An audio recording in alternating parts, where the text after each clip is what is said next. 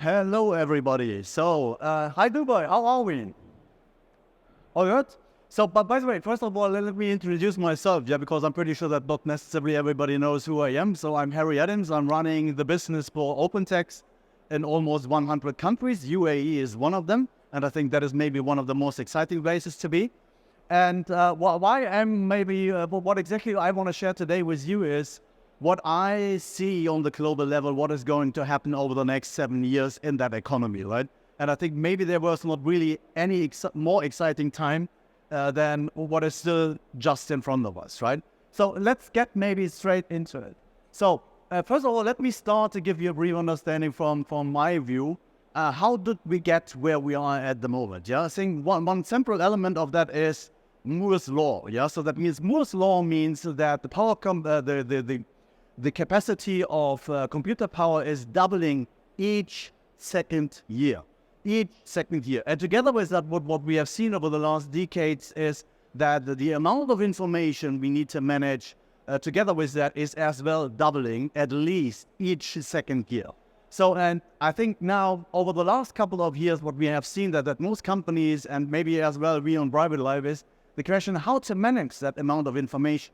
And I think one key element, one key technology is the key theme of GITEX this year is artificial intelligence. Because first time ever, I think artificial intelligence gives us a tool to manage that kind of information, that amount of information in a much better way and in a much different way. And I would like to give you today a good understanding what we see on the global level, what is going to happen over the next 7 years and how that will impact our private life, but in the same way as well the enterprise life. So I think, first of all, in the next 7 years, I think everybody in that economy is trying to be prepared for business 2030, right? And I think the question is, where do we need to put our focus? On the one hand side, I think we need to put a serious focus on cybersecurity, because we are all software companies, which means everybody has at the moment developers in their company and whatever.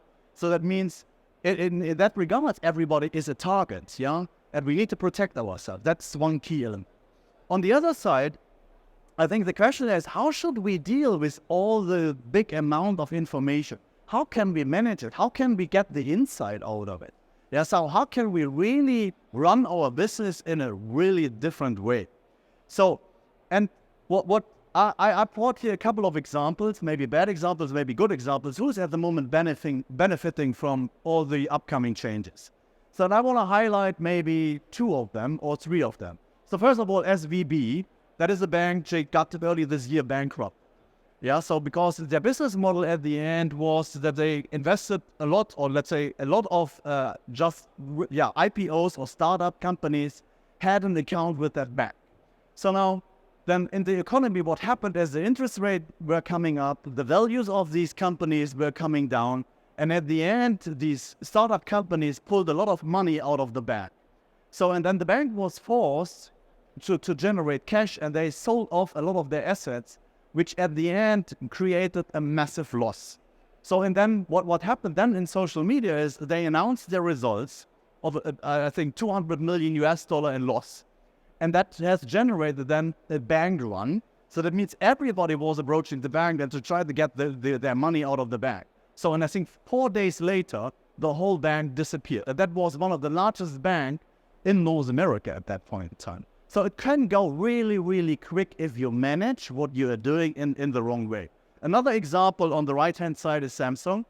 So Samsung tried to get, let's say, maybe as well some benefits out of ChatGPT, and one of their developers put confidential code into ChatGPT asking, can you somehow improve it? Can you help me with this kind of code?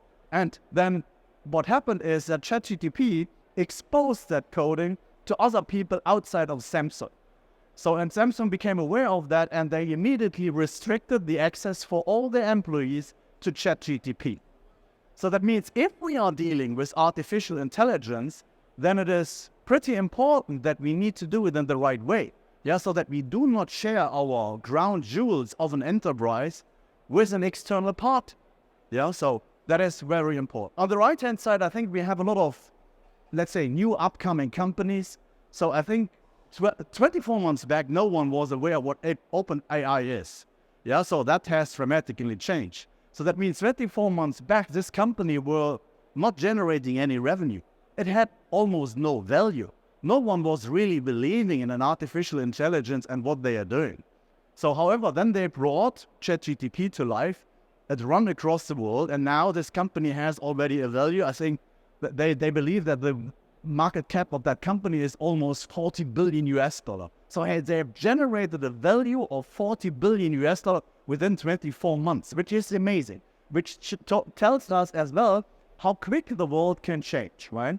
So what does that mean now? So that means on the one hand side, what we see on the global level, that a lot of countries and maybe people as well, they are a little bit concerned in regards of artificial intelligence. They don't exactly know what that means for the near future. Some of them are concerned because it could happen that their job will go away. Some people are concerned because maybe artificial intelligence is taking the world over. So that is as well a concern. But look, if you go back into history, then one thing what we have learned already is if there is a new technology, there is always the dual use of it. So that means with each single new technology, you can do bad things, or you can do, on the other side of it, good things. And I think whatever we do in an enterprise and whatever we do as individuals or we as software companies, we need to be clear that there needs to be an ethical element of it, how to bring artificial intelligence to the world, to our customers, and to our private life. So that's pretty important.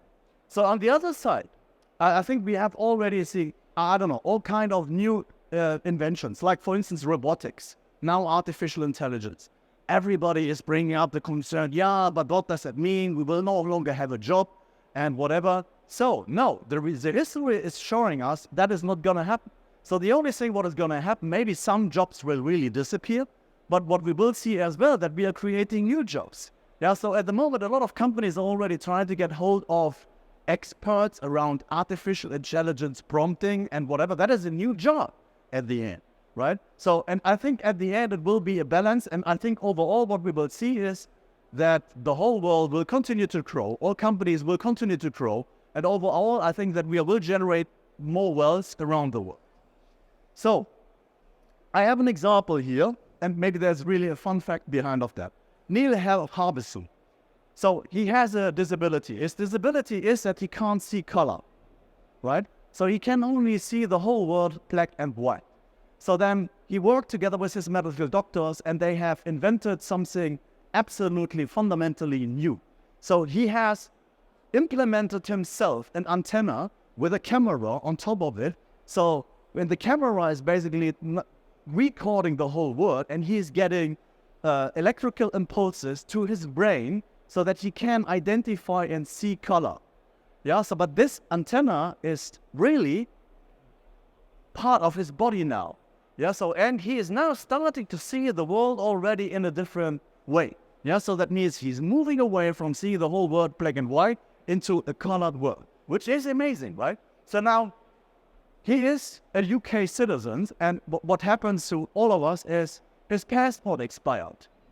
So then he went to the government and said, guys, I need to have a new passport. And they say, okay, if you need to have a new passport, then we need to take pictures, a headshot, whatever, we need to put it on your passport. That is how we do it. And he said, okay, fine, let's take a picture. And then the government said, no, you need to take this antenna off. He said, I can't take that antenna off because it is hardly connected with my body. So I have a disability, and my doctors have implemented it in it. So now the government said, that's not possible. It is illegal to have an antenna on the headshot of a passport. So then they had a discussion, and he has invited his medical doctors, many of them, and he has supported him to justify why it is now part of his body. So, and finally, after a couple of months, the UK government agreed, okay, in your specific case, we allow you so that you can wear this antenna on the headshot for your passport. So he is now basically officially the first cyborg globally. Yeah, so that means Neil Harbison is the first cyborg globally. And we see at the moment already, so there are surveys around the globe, so that more and more people would basically allow to be part of the cyborg community, more or less. Yeah, so that everybody can consider, yeah, to do something similar if it would benefit him in a way. So maybe because of health condition, maybe because of another reason. So that is a new world we are facing. So now, coming from there, I have another example here, yeah? So because that's basically what we need to expect about what is going to happen soon. The future will not be held in your hand, and it won't be on your face either. Sorry, this is my wife. Hello? Hey babe, are you with Ted? Yeah, I'm on the red circle right now, actually. Oh, great. Good luck, and don't forget to mention me. I won't, babe. Thank you. Love you. Love you too. It's a new kind of wearable device and platform that's built entirely from the ground up for artificial intelligence. And it's completely standalone. You don't need a smartphone or any other device to pair with it. In fact, I'm wearing one right now. And it interacts with the world the way you interact with the world, hearing what you hear, seeing what you see. We like to say that the experience is screenless, seamless, and sensing. Say you're health conscious, or you have certain types of food considerations. Picked up one of these chocolates. Can I eat this? A milky bar contains cocoa butter. Given your intolerance, you may want to avoid it. My AI knows what's best for me, but I'm in total control. I'm going to eat it anyway. Enjoy it. These examples are just the start. As AI advances, we will see how it will transform nearly every aspect of our lives in ways that will seem unimaginable right now. So now I have a quiz question for you. So first of all, what is the name of his wife? You need to keep attention. And the second question is, would his wife give him permission to eat the chocolate, right? So you don't know. So I think that is the world we are facing, right? But I think that is only one example. And why is that possible? I think coming back to my initial slide, Moore's law. So what we see at the moment is that we will continue to see that the computer performance of a single unit is doubling in average each second year. So, and I don't know, a human brain is not made for it. So this exponential growth, you cannot really imagine of what is going to happen in the future, right? But it is definitely full of opportunity as long as we stay on the good side of it, right? So another example I have is, in the future, I'm pretty sure that we are starting to interact more and more with avatars.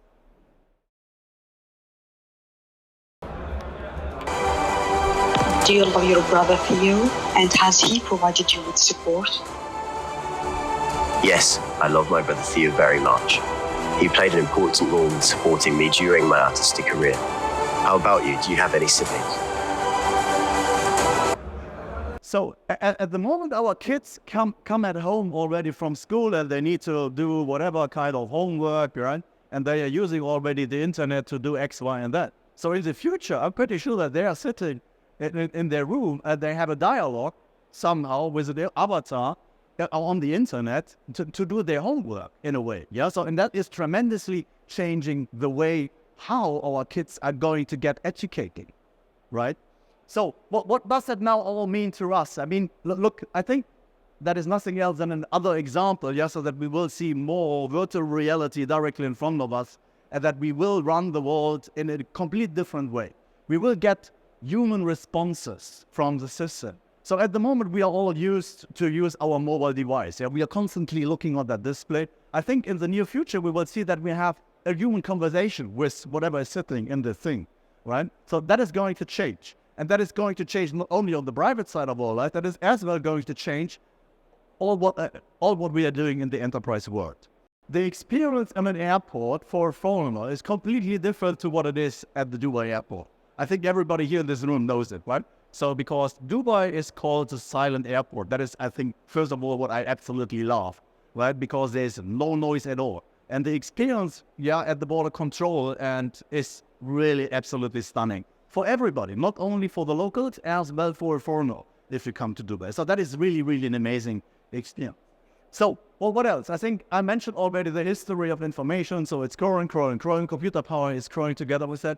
So, but I have another example here because I really need to rush now. And I would like to share that, what the analysts and what the experts are telling us, what is going to happen with artificial intelligence in the future, right?